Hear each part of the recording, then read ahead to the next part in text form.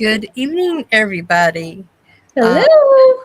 Hope everybody has a nice week. I mean, mine wasn't too bad, It but was okay. weekend's here, so Hey, and you're I'm in free. cool temperatures in California. I'm loving it.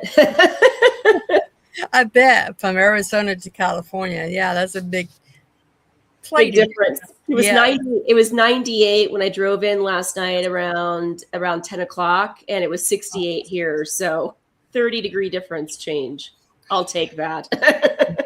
Paradise. That's Yes, for sure. exactly. That's for sure. So we have a guest tonight.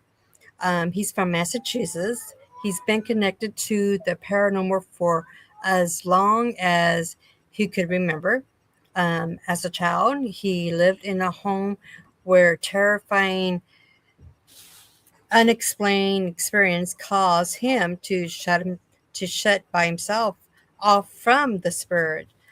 And even then, he was incredible sensitive to the spiritual energy. Walking home at night, he wasn't afraid of the dark itself, but he was afraid of what he could sense within it. Near the end of 2019, he felt a very undeniable calling to pursue the paranormal. As he got interested himself in doing ghost hunting, he also attended mediumship classes to open himself to the spirit realm. That journey eventually led him to writing, guided by what he believes are the spirit guides. He channeled and co authored his first two books after stepping away from the paranormal investigating for over a year to recharge. He once again exploring haunted locations and gathering new experience that will become part of his book, My Haunted Journey Part 2. So let's welcome Bradford Scott. Welcome. Hello, everybody. Hi. Hello. Thank you How's for it coming going? on. Yeah, absolutely. I love chatting with people. It's fun. We love Well, chatting with people too. We just don't know when to shut up sometimes. I totally get that. That's why I'm trying to listen and get a feel for when to chat. Yeah, that's true. Um, what was the moment that you realized that you had enough experience to make a book? Not So just my stories, but a book. so the first book is fictional. So that wasn't had anything to do with personal paranormal experiences. My second book does. So um I've been investigating now for fun for about 7 years. Ooh. Since 2019, so it's been about 7 years. And what the book is it gives a little bit of each chapter is a different location throughout New England. Each chapter will starts off with like a little back history of the location. That way, the history buffs can get a picture of what the location was like when it was up and operational. Mhm. Um, and then I just share paranormal experiences I had at those locations. So it's not really an expertise type thing. It's more of any personal paranormal experiences I encountered while in those abandoned locations. Wow, that's it. It takes a lot to write a book. I know, but that is very exciting. Um, when you sat down to write My Haunted Journey, Part One, what did you want the book to do for readers? I, to me, going to these locations it takes a lot of energy in my mind. It takes a lot of energy for a spirit to do anything. So if you're able to get them to kind of even tell a little bit about themselves. Oh, I just saw someone walk behind you. It caught me off guard for a Sorry. second. I thought it was my camera. I'm like, there's someone walk behind me. No, it's yours. No, it's my husband. I apologize. Well, I've had it happen, so I'm like, It's just the ghosts um, around me.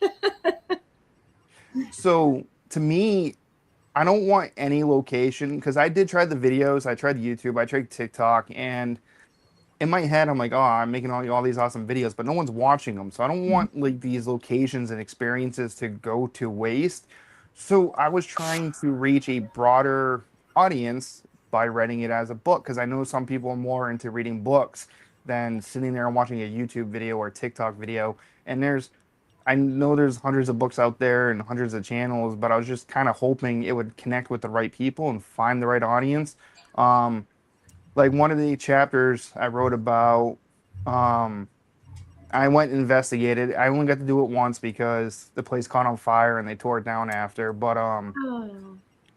in the middle of doing it, I was catching wind. Like they kept telling me through a spirit talker, like broke my neck and all this other stuff. And I go to a lot of places blind because Mhm. I like to see what spirit's willing to tell me, and then I'll do research. Or if I'm at actually like a pay to play location, I'll ask caretakers to validate what I found.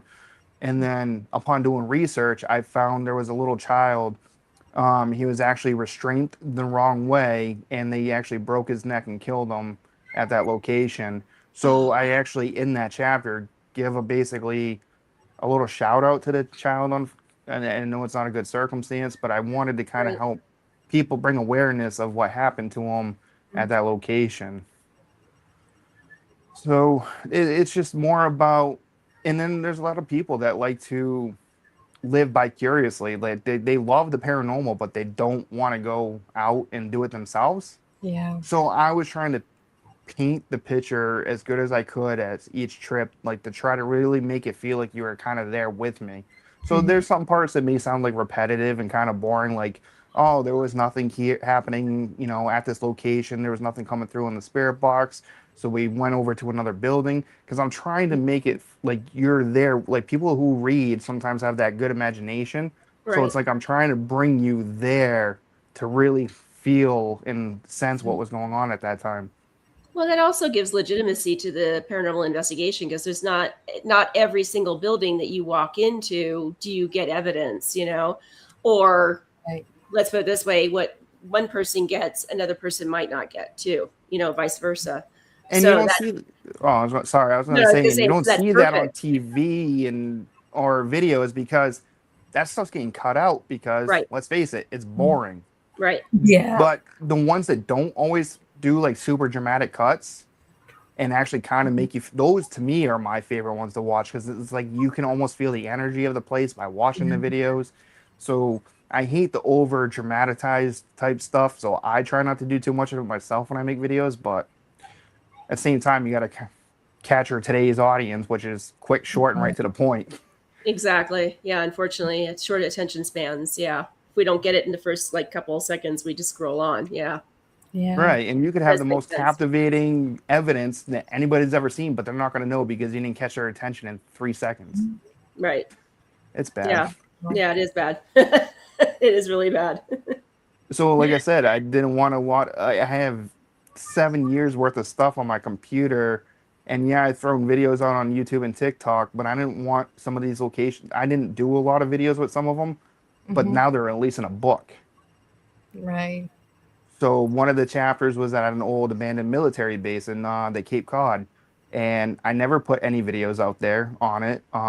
So that's actually in the book. So you get to read what it was like there. The only people that knew about that one were we used to do Facebook Lives back when cell phones actually had decent Mhm. reception. Now they're Yeah. getting worse for some reason. Yeah. It's like technology's getting better, but phones are getting worse. We were Right. actually live on Facebook, and we were in the old bowling alley building, and I had the K2 meter, and it's flickering, and I could feel someone there. Like I could really sense someone standing there. So I said, "Can you please say your name?" It was me, my cousin, and his girlfriend. None of us heard anything, but the people watching on Facebook Live, clear as day, heard someone go, "Bob." Ooh. And we were going back and reading the comments after, and we see people saying Bob, Bob, Bob. I'm like, what? So we actually go back and watch the video, and it was there clear as day. And my cousin wasn't very tech savvy, so before he deleted his Facebook account to make a new one, he forgot to save the video. So it's Oh. like if you got to witness that moment there and then, Yeah. great. If not, then that was a loss forever, and now it's just a personal memory. And that was at Cape Cod? That yeah, North Truro Road to Oh. be exact. Yeah. Oh, I've been around that area. Yeah, it's an old. It was an old Cold War base, North Truro Air Force Base. Wow. Just had that happen where we were doing a podcast actually with Sid and David. And David was talking about a situation, and it's actually on the podcast where, and he answers it. He actually literally answers it. Somebody whispers, and it's none of us because we're all, like in tune to looking at him and listening to what he has to say. And all of a sudden, you hear it's like somebody whispered, "My camera." And then all of a sudden, he goes, "My camera's not working," and we're all like, "No one said that. Where did that come from?" I swear to God, it was like a drive-by. It was really That's wild. crazy. I Yeah. tried the podcast thing once. It was my Haunted Nation. It was called Haunted Nation, and I would actually go bring my laptop with my mic and set it up like a touch of magic. We gave a shout out on that little photo you used, and I interviewed one of the mediums, Kim, and when I would clip out and edit the podcast, so it wasn't like the long silence and try to keep the conversation flowing more smooth. I would hear the EVPs, and I'm like, that's crazy. And then same thing, I did an interview with Mary and caretaker from ESK Pierce in Gardner, Mass. And Yeah. the same thing, when we're not talking, I get all these EVPs, and I'm just like, oh, do I leave them? Or do I like cut it out to make a clean podcast? Which I cut them out. So who knows? I have a bunch of haunted stuff. Who knows? Maybe when we're quiet enough, people will hear some stuff happening. Exactly. Or dead bell goes off once in a while too. Yeah, I've got a dead bell in my house. Well, I'm the second owner of my house. Obviously, I'm not there today, but my house has a occupant, and so I'll put my dead bell on, and all of a sudden we'll be talking, and a ding, it goes off. So yeah, I'm not a big fan of those things only because they seem to go off at the most inconvenient moments, and they scare the hell out of me when they do it. For example, I was just at Wilson Castle, and I had my friends try to do a double Estes session. So when they both went under on two separate sides of the room, and I stayed to ask the questions. And I have a really good Sony night vision camera, and I've never tried live listening to the audio while recording. I would just record and review the footage and after. So I actually plugged in headphones into my camera, and I could actually hear stuff before the devices would go off. So right before the dead bell went off while they're doing the double S session, it was on the pool table. I heard a woman just go, and then the dead bell went off. So I freak out because I'm the only one hearing this stuff. They're under. If something happens, they're not going to know because they're using really good headphones. right. And I freak out and I run towards the table. And as soon as I get closer to the table, it goes ding again. And I say, what the? Like, I freak out, and then it dings again at me. And it was just crazy. And because I caught a couple EVPs live listening. We were doing an EVP session with the DR60, right? And right before I go to do the playback of the first session, all I heard was a guy go, "Not this fucking thing again." Oh wow! And I thought it was from the DR60. So I hit the rewind button, and I'm listening to it again, and it's not saying it. Yeah. I'm like, and I do it again. I'm like, oh my God, I literally just heard this dude say that to the playback, and my Sony camera caught it. So I'm glad, because I don't like looking crazy. I can do that on my own. But it's like one of the things that I kind of hate about this is working on the mediumship. I've noticed that my hearing's gotten a lot better. My seeing's gotten a lot better. So when I'm at a place and I'm hearing things and my equipment doesn't pick it up, I get a little frustrated. Well, but they say, like with the Estes Box session, and you probably have heard this, but mediums do the best job at doing the Estes Box session because they tap in a heck of a lot better than the layperson does, because they can visually see and hear, and they'll hear things a lot crisper through the SB70. We use an SB7. I use an SB70. You can hear it much clearer through the SB70 through the headphones than a layperson, where they're just shouting it out, Yeah, it's because it's almost like you can actually really tap into that energy. So Correct. Speaking on that, we did one at a different event in Wilson Castle. It was a different sleepover like a year or two before. I did it in a closet, and we had an EMF rope leading up to the closet while I'm sitting in there with the door closed. And right before any time I would respond to a question, They would watch the EMF rope light up right to me, like leading right to me, and then I would say something. Oh. And I was watching people walk right to me, like as Right. I'm talking. And it got to the point where I was able to like walk around blindfolded without bumping into anything. It's because I was like visually able to still see while being Right. blindfolded. Right. That's awesome. I love It's that. That's really very cool. trippy. I It love is. it when it goes that good. That's really trippy. Excuse me. Yeah, another fun experience I had about that is me and Heather from um, Coalfield. We were actually investigating an old church in Winchendon, Mass, and I was sitting up on the altar, blindfolded, and I was watching a woman walk back and forth on the wooden floor, pacing like back and forth, and I call it out. And on the camera, it picked up boot step EVPs. Like you could hear the boot steps as I'm talking about a woman walking back and forth. And the spirit talker said boot steps. Like it was literally like ping, ping, ping, ping. It was so wild. I love the Estes method so well. I've had that too, where I've gone into Southern Arizona at a location where it was really interesting. Where I now know the entities really well because I've been there a few times. But there was one that was specifically like a new one that kept trying to kiss my neck, and it's not the fact that of having it wasn't that it freaked me out. It was because when you've got the blindfold on and you've got the noise canceling headphones and you're seeing everything around you. I just didn't expect it, and all of a sudden I feel like a hot breath on my neck and a kiss, and I'm like, wait, what? It really was freaky. It was freaky. So yeah, I get it. And that would be a place where I could wear my blindfold and do the same thing. It's like I could probably navigate the rooms really well. And not just because of the fact that I know the building now, but just prior to that, the first initial time, it's weird how it's like your mind can totally just see it because the entities are showing you, exactly where you're going. So It's like you're tapping into that energy and seeing it through them almost. exactly. Yeah. That's Yeah. the succinct way to say it. Exactly. Mm. Yeah. Wow. Well, sis, you have a question? Sure. Do you find more physical manifestations like sound, movement, shadows, or more subtle psychic impressions? And which do you trust more? Are you talking about like the voices, like hearing the voices, like the clear audience, or and I'm not Clairaudience good or with the voyance? terms. I just do it. I just have Oh, fun you're with it. fine. You're totally fine. That's why I kind of said movement, sound, shadows, sight, sound, smell. I have it. My stronger or the ones I pick up on the best, and I do trust is feel and hearing.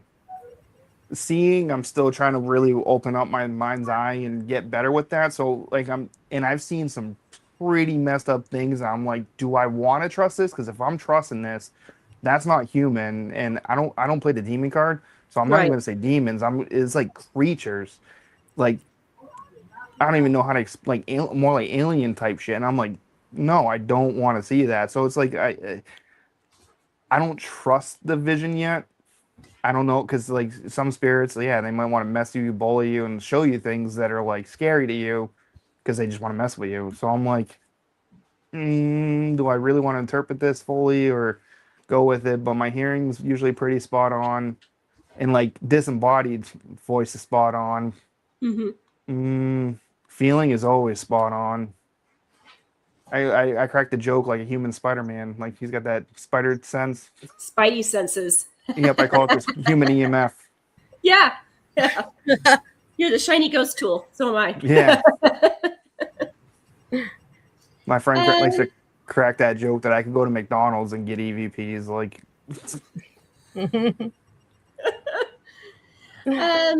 so, from your perspective, how often are these locations holding residual energy versus intelligent, responsive entities? I feel intelligent spirits can come and go. Like they've crossed over. If they're coming over to chats because they want to be there to chat, they don't have Right. to hang around there. So a lot of the times I feel like you're catching the residual prints more because it's more like I've noticed when you're asking specific questions, you're not always getting specific responses. You're catching moments that might have happened years ago. Right. Like we were at an old military fort. We left a voice recorder in one of the bunkers, and you just heard someone yell, "Shit, get down!" Like, and but we were asking questions, and we couldn't get a single intelligent response.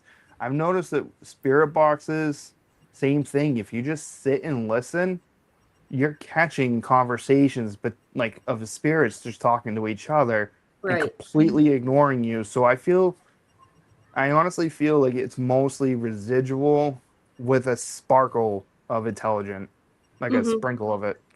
Right. That makes complete sense. Yeah. Complete sense. Mm-hmm. That does. Anything you touch, everything, everywhere you go, you're leaving a piece of you. We're all energy. We're all leaving our fingerprint wherever we go. Like my wife, her cousin's still well alive, but she has some creepy dolls she don't like anymore that she grew up with. She's like, "Here, you like the spooky stuff? Take them." And I was catching EVPs of her from when she was a kid. Like she left her Imprint. residual imprint on them. Right.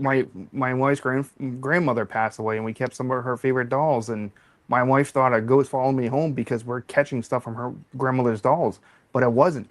Like if you listen to the recording, you were hearing like chopping boards, like someone cutting. She loved cooking, so we were literally catching residual moments of her cooking and like humming to herself. Oh, how sweet. That's It's adorable, though. It is. it is, but it's just you could be alive and people can still pick up. Like if you left your imprint somewhere strong enough, you could be Right. well and alive and still catch it. Well, that's like, that makes sense because, like, we were just at the lake today and they have, like, fences up and they don't want you to climb over the fence and be disturbing any of the nature there. And they made a comment that just said, your imprint will be there forever. Something like that. It was like, I remember seeing that this morning when we went to the lake and I thought, you're right. Yeah. Energy imprint, your imprint will stay there forever. So it does make sense. Complete sense. You ever watch Donnie Darko? Yes. You know how he would see like that tube leading everyone to and everyone was intertwined? Yep. That's honestly how I feel like it really is. Yes, I do like to meditate before investigations. Someone just asked that question. Yep. I Um, was just putting it up there. I was going to ask it, but you already did, so that's cool.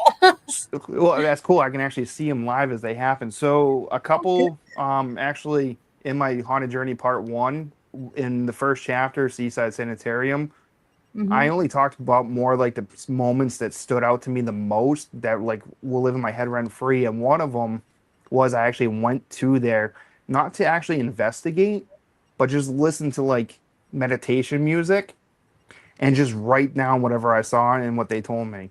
Just Automatic through writing. channel, just through, yeah, like writing. I did leave Spirit Talker on my other phone because I have two phones, or I used to. I only got the work phone now, but um, I left the Spirit Talker off to the side where I couldn't see it, just to see if anything would come through to correlate what I had actually picked up. And the two that came through the strongest was that of a child who passed away when he was it was a tuberculosis hospital, and a nurse who took her life, which she's been known in the admin building. So those came Oh, through, and as I was picturing that, like seeing it, because they're showing it to me, the spirit talker actually picked up like toy dinosaurs, toy soldiers, regret, um, basically, words that correlate what I was picking up, which was to me just those are my favorite. Um, Sorry if I say a lot. I no, went you're fine. You're fine. investigate this place called the James House. It's in New Hampshire. It's kind of getting more popular on the map. And the first time I ever went there, I didn't know anything about this place. I just knew it was one of the oldest houses in New Hampshire that's still all original. And I was the first one to get there because I'm always early. I have bad anxiety, so I'm always early to things. And I Mhm. just listened with headphones to, meditation music. And I was trying to see what they would tell me prior to our investigation to kind of like guide my questions throughout the night. And I literally asked how many spirits were there. And I'm trying to remember it because it's been so long. They either said six or seven. So I wrote that down on my notebook. Like I wrote it down on my notepad. And later that night, it was me, Heather from Coalfield Manor, and our friend Allison. I asked on voice recorder how many spirits are here, and they literally said the same answer I had written down on my notepad like hours prior. Wow. That's That's, awesome. those to Yeah. me will always be my favorite moments when you premeditate and try to actually get in touch with spirits on a spiritual Mhm. level, and Right. then get them to actually Guide you. correlate, yeah, guide me and correlate what I picked up in the meditation prior. Wow. That's something. Um, on locations, what is one of your favorite locations that you wanted to go to, like a bucket list, and you actually did it? Um, Everything on my bucket list I haven't been to yet, so yeah, they're all like further locations, like Alcatraz or what's that super haunted island out in Italy? Oh Further, yeah, that yeah, would like be great Urbex to go stuff. there. Thank But like, so more local, Penhurst Asylum, that was on my bucket list. I've been to Penhurst Asylum. So if I had to choose one, I would say that. But for the most part, my bucket list is still pretty empty and looking to get full. Like Clown Motel, I would To Nepal. love this. Yeah, I would love to spend a night in Clown Motel. That's in I'm California, hesitant. isn't it?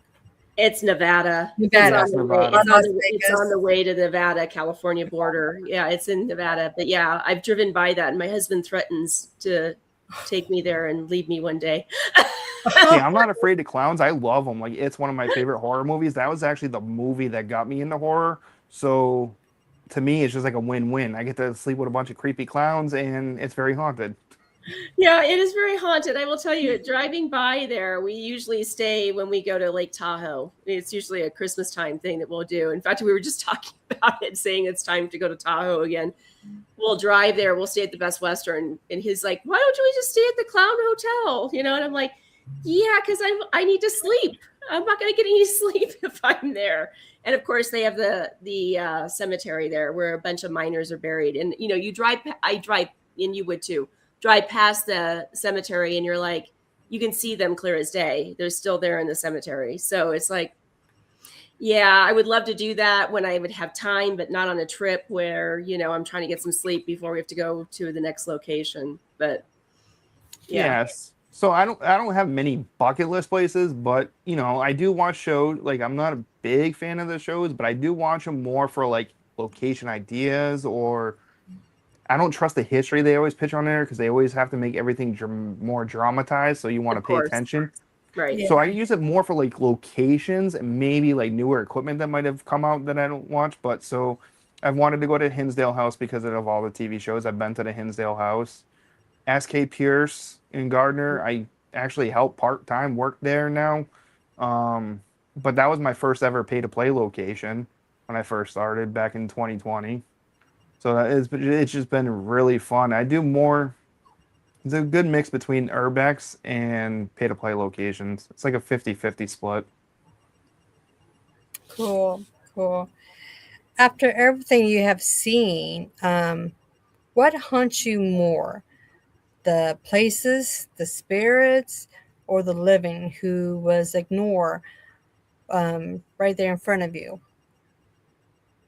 Oh yeah, definitely the living scares me more than the dead. Like just because we're alive and well and we know what we're doing to each other, and Hmm. Yeah. it's like I don't know if you've seen all that new drama that TMZ just posted. Oh, yeah. Like Yeah. it's just saddening. Like the people that are getting the spotlight are not the people that should be getting the spotlight, and it's just kind of Hmm. backwards to me how we are as humans. But after everything is said and done, aliens will always scare me more than anything. Yeah. I really agree to with that too. Yeah, and what's going on, like you were saying, with the TMZ and stuff. I mean, it was shocking when I first heard about it, and I just couldn't believe it. But it's Is that what we were discussing prior to getting on the podcast? Okay. yeah, Gotcha. hmm I understand then. Yeah. it's there in black and white. So you And know. is there black and white? And I get you're a comedian and that's Mhm. your thing, but just the Mhm. way you approach it now, especially because Yeah. you're not also trying to be known as a comedian, you're trying to be known as a serious paranormal enthusiast Right. and help live out people's legacies, yet you're talking that way to people just because you don't like what they're saying about you. Right. No. Exactly. Yeah. Be the bigger person and just ignore it, walk Right. away. Right. But at the Yeah. same time, he knows how to play the game because what that does is it keeps feeding the algorithm. Algorithm doesn't care if you're saying something positive, like, oh, good Mhm. job on what you guys are doing, or you guys are a bunch of con artists. It sees interaction. Yeah. So it doesn't matter how it's just, I hate social Back in media. back Yeah. in the old days, they used to say bad publicity is still publicity. And So Yeah. it it still doesn't is. matter if it's good or bad. It's still publicity. It doesn't make any difference. So yeah. It still is. It's Yeah. But disgusting. since we're on the subject, okay, and it's getting to be almost like old news anymore because I know everybody's probably getting tired talking about it or listening to it though. But Annabelle, okay, what do you think about Annabelle? You think she is still haunted? Do you think the demon's still there? Do you think going to Salem, Massachusetts, because you are from Massachusetts, being there? I mean, because I know when somebody said that Salem did not have anything to do with witchcraft, I about fell off my chair. I'm like, what? So So, I think everybody did in Salem too. yes, oh yes. So, what is your thoughts on that? I don't never really believed in Annabelle. Like, I really want to hold her and shake her because I don't believe Mm, a yes, demon is attached to a Raggedy Ann doll. I don't. I mean, I believe spirits can be attached to anything like mm, energy, but an actual demon, yeah, Well, I find it kind of hard to believe. I it don't want to also knock it because I don't know. I don't know 100%. But to me, there's no demon attached to a doll. there's That also the thought process that it's not really the real Annabelle doll too. yeah, that it's a fake. That she's been switched out. Yeah. yeah. Yeah, I hadn't I even don't thought know about that that. that Mhm. person had that heart attack while moving it around for the traveling museum. That to me was like, no, the guy probably had a heart attack. Don't spin it to give publicity to a damn doll. Damn, that's true. Like that was so to me that was really messed up. Like this poor guy just had a heart attack helping move your museum around, and you're gonna spin it like the doll did it. Yeah. Like just like Robert the doll. I really don't believe in Robert the doll. And I would love to go to Florida just to look him in eye to eye and be like, make something bad happen so I can believe in you. Right. We actually interview what was Dan? Kind of like a caretaker Yeah. tour guide. He Yeah, was a Dan tour McGarrett. guide at the Key West at the Sloan Museum where he's Robert the Doll is located at, and yeah, it's. I know when we did the podcast, everybody wanted to write a letter to Robert to, you know, say thank you for, he wasn't even on the podcast, but his caretaker was. Everybody was There kind of was some coincidental things that kind of happened, like for Chrissy and I, like after the podcast, and I'm like, kind of makes you just stop and think about it for a couple seconds, because like all of a sudden I had to put in a $6,000 new sewer line. It's like, what happened well, here. but my house is 50 years old, so I have to say that common sense kicks in too. Yeah, Yeah. it Like does. I've had real attachments. I would take believing a demon doll over ever having an attachment again. Hmm. Like I'd never want to go through that again. Yeah, I bet. Yeah, that's Can you talk about that, or do you want to talk about that, or can you talk about Yeah, it? no, absolutely. It's actually in that first book too, because so I did 8 locations for book one, and I'm probably going to do about 8 locations for book two. And one of them was Mansfield Training Facility. It was in Connecticut. Okay, since we're talking about Heard of it. Connecticut too, Connecticut is actually has more witch trial stuff than Salem, which a lot of people don't know. Fun fact. Mhm. Actually, a lot more witch stuff actually happened in Connecticut than Salem. So it's kind of weird that Salem's more known for witch stuff than Connecticut. But anywho, it was an old training facility for feeble-minded. Lots of bad stuff happened there. I'm trying to remember everything off the top of my head. But it was a place that I was doing for urbex and ghost hunting. And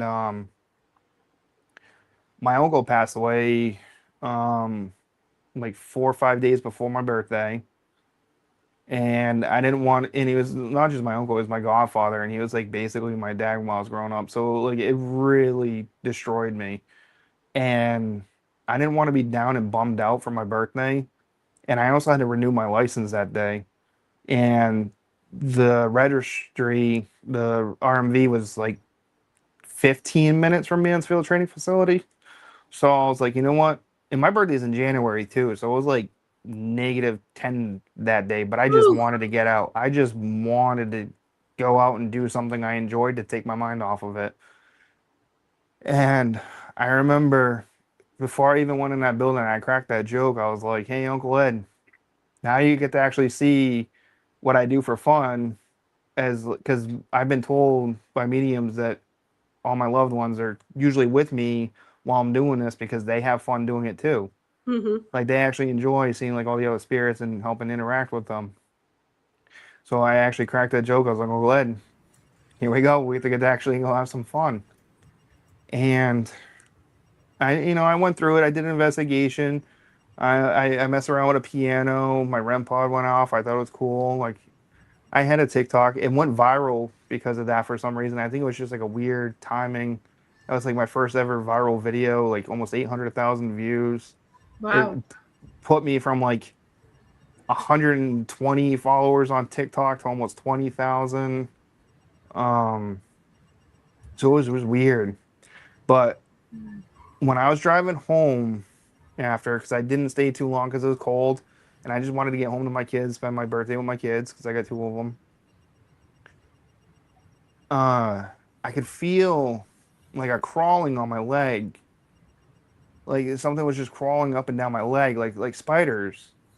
And I'm like, no, there's no like. I actually like would like rub my leg and it would stop, but then it would come back, and then my radio started coming in and out.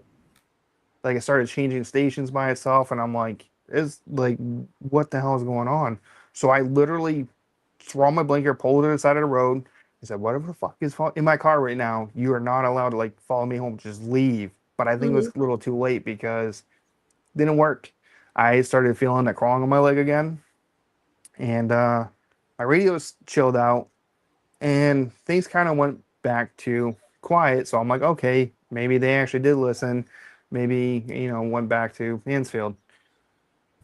Um, I have a very long history of depression, so it was in my. It literally only stayed. I had like a room set up for like my gaming room where I'd like edit videos and play video games or whatever. Because my kids shared the biggest room, so I had like a room, like a man cave room. He would just stay in there. He would just wait until I was in there and just basically zap my energy, like just use my energy like a draining battery. And every time I was home, I'd get like very depressed, suicidal thoughts.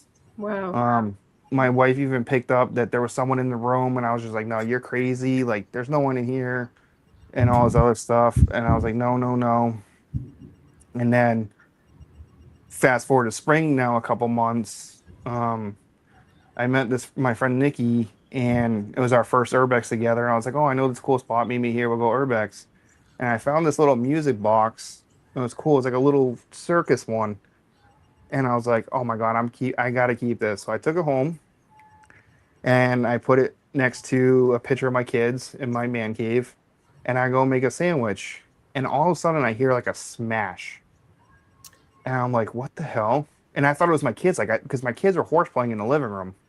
Mhm. But then I look, and they're completely still, just watching TV. So I'm like yelling at them for no reason because it wasn't even them.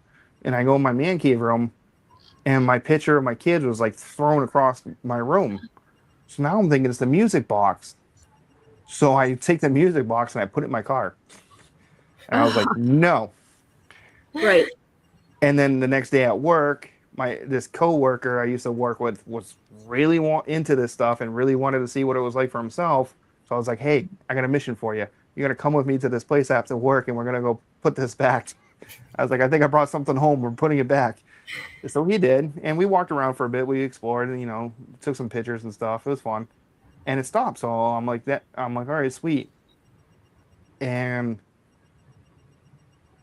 finally, it was like closer to summertime, and I'm getting real bad. Whenever I'm home, I'm like really depressed. I want to kill myself. I have no energy. Oh But my God. again, I'm just thinking it's like old habits kicking in my head. So I'm like ignoring it, kind of like brushing it off.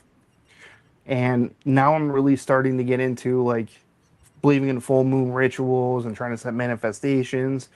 So it was a full moon. I'm sitting, I got my candles lit. I'm trying to like manifest some things I want to happen.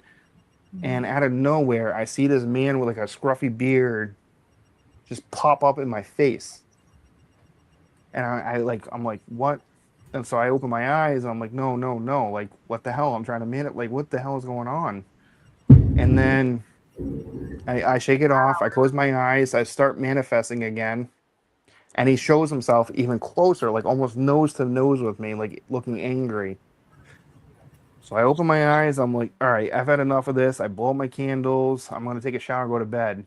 And as I go to take a shower, my back's starting to burn. And I look in the mirror and there's 3 big scratches going down it. Holy So cow. I'm like, what the hell? So I literally, like, right there and then messaged my friend Marcia, who was a really good medium, who was kind of like teaching me a bunch of stuff because she actually used to work at A Touch of Magic. I was like, dude, I don't know what this is, but you got to help. You got to come over and help get rid of it because this is a whole new. I'm not that far. Like, I'm still a rookie. Like, I don't know what I'm doing yet. And so she comes over, but to help me learn from it, she actually makes me like close my eyes and like channel him to see where he came from and what he wanted Right. and what spirits Mhm. do. So you, or maybe your spirit guides help you to interpret it so you can see Right. messages clear. I don't know if it's spirit directly or spirit message guides helping. I'm a big comic book fan. I already mentioned Spider-Man. I saw him as Venom, which is one of the main protagonists from Spider-Man. He is a symbiote. He's an alien. But what he does is he'll attach to you and suck. Basically, you think things are getting better, but he's really sucking the life Yeah. force out of you. Right. And that's what I saw. Like I saw him crawling all over me, just like Venom, and just draining me to the point where I was dead. And I heard Mansfield. I saw him in Mansfield, and that's when I knew he had actually been with me for like 6 months now, because it was back from when I had gone the trip on my birthday. So she helped me cleanse the house. I live close to a lake that's very big and popular. It's Lake, I can't even say it. It's Webster Lake. It's like Lake Chamaga. She's like, hey, if you want energy, that's a great place to go because Right. it's one of the biggest lakes around. Water's a great Right. source of energy. Go there. So we basically sent him there. Things have been good. I don't want any other attachments. Yeah, no kidding. Yeah, unless If they're you good and hear they're gonna bring thunder, money and stuff. But yeah, we're having a thunderstorm, so it's okay. lucky, We might hear some thunder just now. So I know. I was like, holy cow, that's like, I'm seeing the wow, flashes once in a while through the window, and I'm the kind of drapery. jealous. Yeah. yeah, Yeah, yeah. It's just I as used to be. long as it's not a tornado watch. That's all that I It, Yeah. get it's nervous not. about. It's not. It's just Okay, good. yeah. It's just it's like hell out there, I guess you can say. So, but back to Annabelle and stuff. For me to think that something's gonna waste the time fully attaching on an object where they're not really getting the energy like they Yeah, could, right. to me, is it possible? Yeah, anything's possible. I've seen things that shouldn't have happened happen, but at the same time, I don't think they're gonna, especially a demon, waste their time attaching it to an inanimate object that can't give it the energy and attention it wants. They're gonna Well, want a living host. right. And the thing is that, again, if it was truly real, I mean, you have people that have held her, like Ed and Lorraine Warren. So why is it not? They live long, healthy lives. Yeah, precisely. So it's not like as if it attached to them, or I don't know if Matt or Eldon has held her, but still the same concept knowing applies, you know? knowing him and not being the sharpest tool in the box, he probably has. True. Well, the thing is, they open the door all the time, Right, to change it from one case to another. right. You know, and I always was told that demons can just get like No, one object into another one. right, You know, exactly. and so yeah, with them opening the door so many times, I just don't believe it that she's Could haunted. she at one point? Maybe, but yeah, through all the times they broke the seal, the protective seal, Yeah, it could have escaped. Right, right. it could have. Well, and the other thing too is that if they're still holding her and doing this, then it leads me to believe that maybe it's not the real Annabelle doll. Maybe that is locked away. Maybe they're just doing it for paranormal entertainment, which that's fine. Kind of like we But were talking about Luna yesterday. disclose it. Right, Disclose it. That's what I really wish a lot of these channels and influencers would do. Like, this stuff's fabricated. It's for right. entertainment. Yeah. Yeah, Like, paranormal entertainment only. because then you got the people that are easily manipulated by what they see, believing everything they see, and it's like, oh no, this is really, and no, it's really not. Just like I know some stuff. I'm gonna keep it to myself, but I know caretakers of locations that TV shows have been to, and they fabricated the stories for the TV shows. And now it's like trying to get people to like, no, that's not the real history. Yeah, it's a cool story, Right. but also what really did happen here is also interesting. So Right. why even make up stories to begin with? Right. I just don't get it. Because it's a cash grab. Oh yeah, it is. I mean, we all like money, but I think there is a right and a wrong Right. way to make money. Right. Actually, You don't have to line with the paranormal though. If you really sit there and make real connection to those spirits, you're gonna get as good as an interesting story. Because some spirits are like, oh, I'm already dead. Fuck it, I'll tell whatever you wanted me to tell. Yeah, I Right. did this, I Yeah. did that, and it might be better than the story that was fabricated for TV. Like, Well, and to prove that point too, it's like I've run into a spirit in a jail, and it's interesting that they talk about how evil he was. Well, yeah, he was probably evil at that time, but as he's passed on, he chooses to keep himself in the jail because that's his own private hell. In his opinion, he doesn't feel worthy of redemption or going to heaven or passing, seeing the light and moving on, as we call it. So I mean, that to me is an interesting story right there, yeah. versus some of the other stuff. And just But again, hopefully one day it starts being done the right way. That's all I want to say. Well, and we were just having the conversation with Luna about it, yesterday. Luna Ramey, who is part of the whole standing up and debunking, and she's not bullying people; she's really just debunking things and asking for honesty and truth behind what people are saying. Have a disclaimer that states, this is for paranormal entertainment only, so that the gullible people don't go, oh my God, this is truth. It's truth, and it's totally it's facts. As opposed to, this is entertainment and this has just been fabricated for your entertainment purposes only. So, Right. and I feel like the paranormal world to begin with is just a disjointed thing to begin with. There's so much drama that goes on in the paranormal world to begin with that it just aids and abets that whole drama to continue on too. So It makes me not even want to be ever involved in the paranormal community. I'd rather just be known as a guy enjoying the paranormal, Right. and not go to conventions, not go to all these things. It's just I'd rather just someone keeps asking me about stuff. Actually, the person that was having drama with the comedian, I'm actually friends with this person, and I saw what he said prior to what Matt said, and I saw the whole Beckett thing before they all got deleted, and I'm just like, no, I didn't see any of this because I just focus on me. Yeah.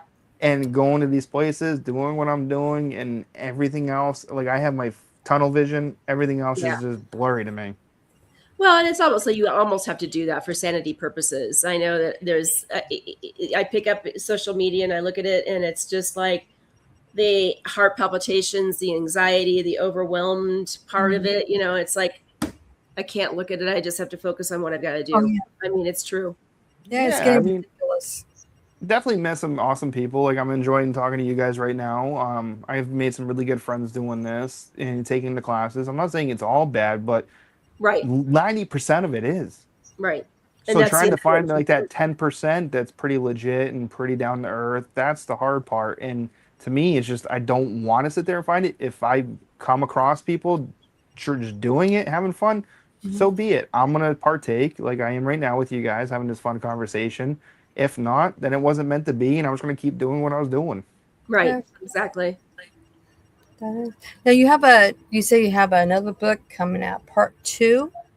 When would that Yeah. be done? So I'm still kind of working on it. I want to take what I did with the first one Mhm. and step it up. Like it's not, I've heard nothing but good things about the first one. So it's not from feedback. It's me being my own worst critic. And I'm like, Mhm. I could have did this better. I could have did this better. So now I'm like really strategically doing it. So I wrote that one last winter. I'll probably do that one as well. So because I know that's a back burner idea right now that I've been working on. Like for example, I always get the best camera, the Galaxy Ultra. Like every year, I used to get the newest, greatest model, but now I have a work phone, so I don't really care. But I got it solely because of the camera. So all the pictures in that book are my personal pictures, but from a phone. So now I'm Oh, like, no, in book two, I have a good camera. I want to actually take real Canon photos of these places to really capture the image quality. So now I'm finding myself doing a little bit more urbex versus Nice. investigation because I'm going to the yes, if to me if I'm going to risk myself doing anything stupid like that, I'm going to try to talk to the dad while I'm there. Right. But I'm also bringing in a really expensive camera and trying to get capture really good photos for book two. So that I want to do a little different. Um, I did notice when I wrote book one, like I was really good at recapturing and reliving those moments, but not as clear as I thought I did. So for book two, I'm actually going to sit there, review all the videos, all the photos, and really sit with each chapter. Because Altianum Spiritus was my fictional book. My Haunted Journey Part One is my nonfiction book. I Right. wrote those two at the same time. Like I'd read a chapter or two of Altianum, and then when I was kind of feeling like the messages weren't so I basically channeled those books. So when I felt like I was kind of like not getting the messages as clear what to write, I would work on the other one. Right. So I found that it was kind of hard to keep up with both. And I was honestly, because I was channeling each book so vividly, like it was that to the point where I didn't even remember writing half this stuff.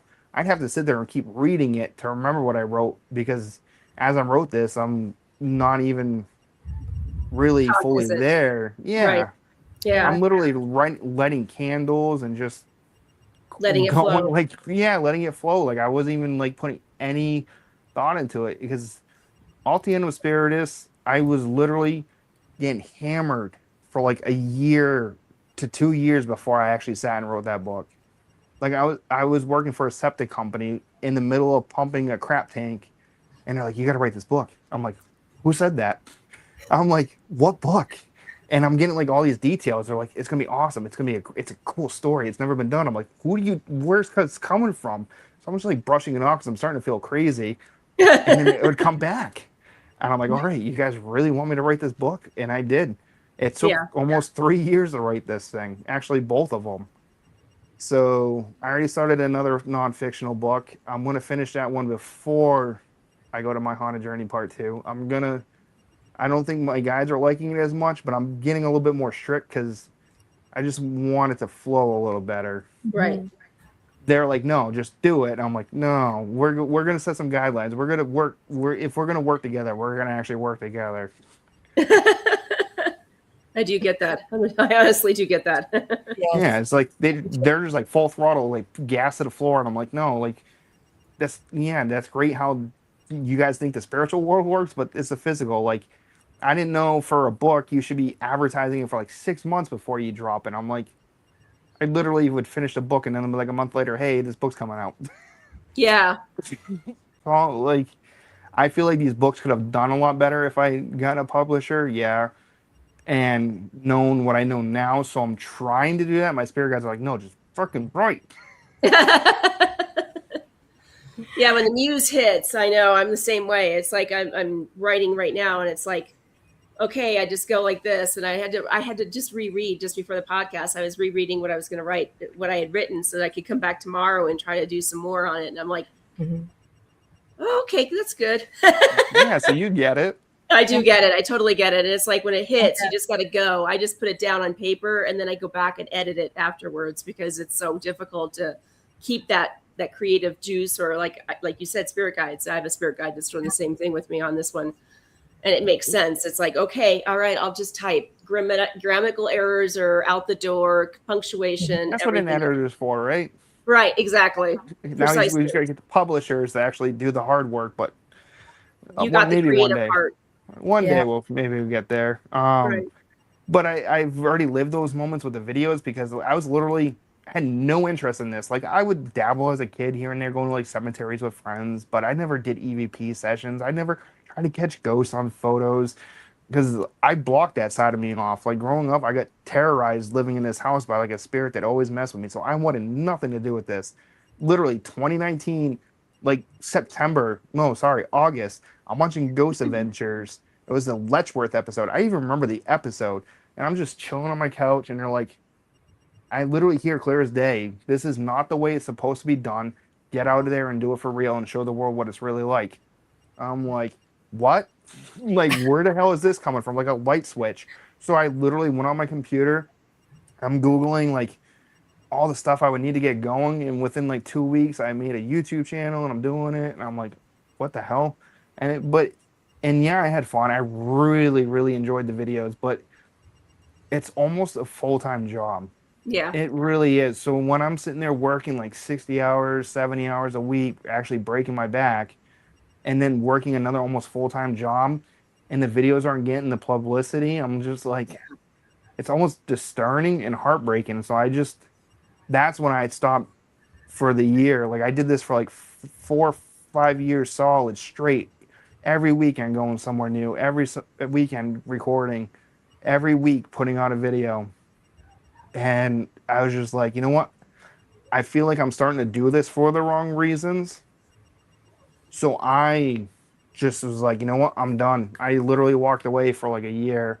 And that's when the books started happening. I'm like, okay, maybe I should shift my focus to books.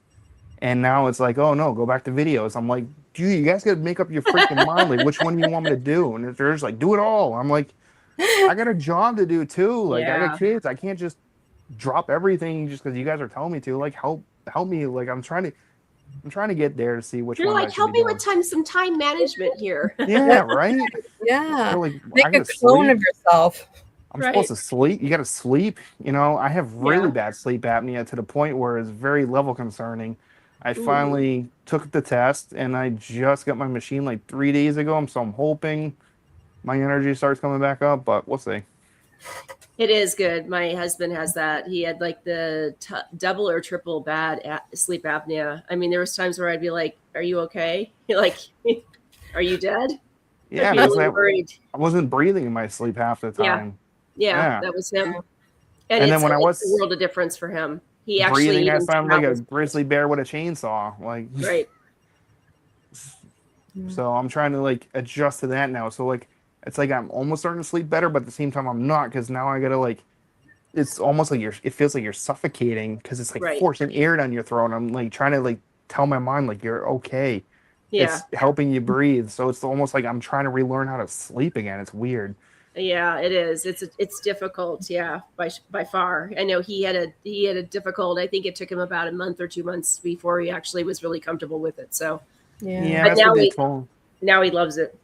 Yeah, that's what they told me. I did talk to someone working at while I was helping a group at SK. One of the nights I was working, a guy told me is like once he got used to it, he's never felt better in his whole life. And I'm Yeah, same thinking to here. myself, and if I could, my kids got it, so I'm like, if I can make my kid do it, I can do it for one. Two, I'm at the age where I can have a heart attack. I don't want to have a heart attack. Right. And three, to me, it's just going to help my paranormal journey better Right. because I'm not going to be constantly dead. I'm going to be able to, because when you're tired, it's harder to hear Yep. messages, it's Yep. harder to see and hear. Mhm. So now that I'll be awake better, I'm hoping things start coming through a lot clearer and a lot better. Wow. It will, for sure. So that's kind of another reason why I'm holding off on writing that second book. I'm trying to become myself again before Hmm. diving into that because it does take a lot out of me because like I said I do channel them, so it Mhm. is very draining, and if I'm going to go down that rabbit hole again, I want to have Right. as much energy as I can. Right. Yeah, I don't blame you one bit. Um, She so wrote. yeah, yeah, I did a book and had to redo it because I did it by I did it on Amazon Publisher and just I screwed it up, so I had to redo it. And I did it. It's not what the cover is not what I wanted because they don't give you very much cover, and I don't know how to put the cover that I do want, how to resize it. So I just more or less say, forget it. It's out there. That's it. So um what's that site, Fiverr? it Oh, Fiverr is like a freelance. FIVER? Yeah. Yeah, it's like a freelance site, so if you need help with your cover, go on there and look for cover designers, and you will find freelancers that will give you really reasonable rates. That's where I found my editor for my book. Oh, oh, nice. Um, that's where I found the editor for my second book. Not the editor, the one that helped put like all the pictures in place because I can't do hmm that. I could write the book, but I'm not good at the putting them with the pictures and stuff. So she did that for me.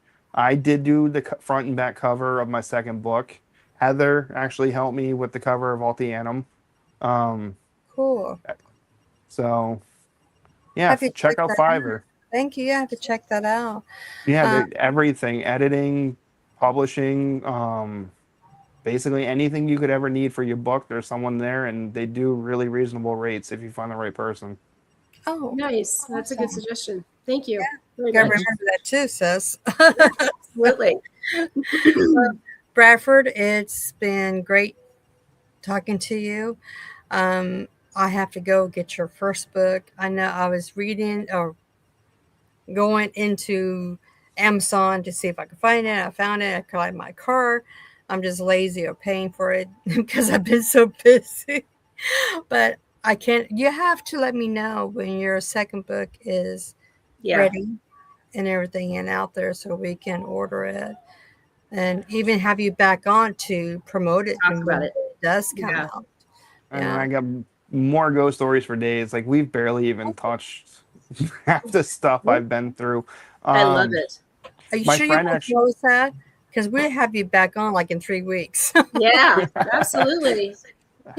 my my friend actually made a suggestion, so I might do it. He's like, what you could do too to tease the second book before it starts coming out, make like an Instagram profile just for the book Hmm. and like drop pictures from locations that I'm not going to use for the book. So that way Yeah. they don't go to waste, Right. and it kind of like teases the book without doing it. If you guys are following my profile on the author page, I'll definitely be announcing it more when it comes out. Like I said, the next book is going to be another fictional one. I'm actually really excited about this one because this one came as a very vivid dream. So I'm making sure to type it out as well as I envisioned it. Cool. Cool. Yeah, go to, for the audience, go to his Facebook page, Bradford Scott / author, um, and just say hi to him, follow him. Um, do you have any other websites that we do not know about? It's a hauntedlair.net. I'm not 100% sure. I'm not good at building websites. I just finally built my first one.